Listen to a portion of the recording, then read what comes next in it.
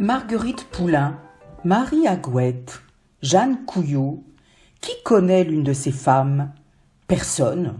Pourtant, ce sont trois figures connues en leur temps, au XVIe et XVIIe siècle, dans le pays nantais du royaume de France. Marguerite Poulain est marchande. Elle est née vers 1540, certainement à Nantes. Ses parents sont tous les deux d'origine espagnole. Elle se marie vers 1560 avec Pierre d'Espinoze, également d'origine espagnole. Devenue veuve vers 1573, pendant plus de 30 ans, elle est la seule femme à être enregistrée comme membre de l'association commerciale nantaise avec l'Espagne, appelée la Contractation.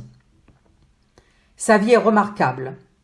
Femme d'affaires, elle dirige un commerce de marchandises vers l'Espagne, de textiles d'Anjou, de Nantes et de Laval, des cordes du Poitou, du fer et de l'acier. Sa fille Marguerite reprendra les affaires familiales à sa mort. Marie Agouette est une figure guérandaise dans le milieu du sel. Elle naît en juillet 1560 au Croisic, près de Guérande. Elle est encore vivante en 1640. Orpheline jeune, elle hérite des terres de ses parents et de la famille Agouette. Elle se marie 3 fois. Son dernier mari, Pierre Jumel, est bourgeois et marchand. 3 fois veuve, elle a bénéficié d'une longévité favorable qui lui a permis de gérer des activités offertes par la proximité de la mer.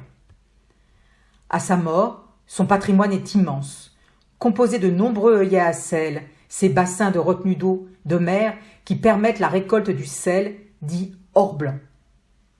Elle possède aussi des terres, des vignes, des maisons et surtout des bateaux. Au XVIIe siècle, son arrière-petite-fille Marie Carmizel, dame de Quévélec, est noble par son père, la preuve d'une véritable ascension sociale d'une famille de marchands et mariniers. Jeanne Couillot est marchande de poissons à Nantes dans la seconde moitié du XVIIe siècle. Elle épouse un maître gabarier, Guillaume Frappet. Devenue veuve vers 1690, avec 7 enfants en bas âge, Jeanne Couillot se constitue un véritable réseau d'affaires.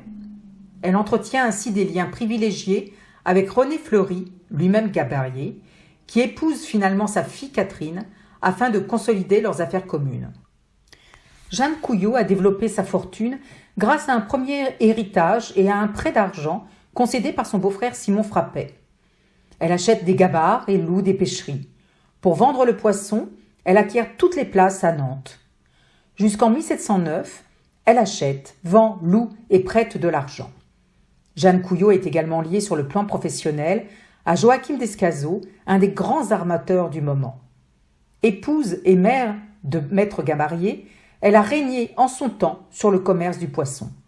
Fermière de pêcherie, Jeanne transmet sa charge à son gendre pour sa fille Catherine au début du XVIIIe siècle.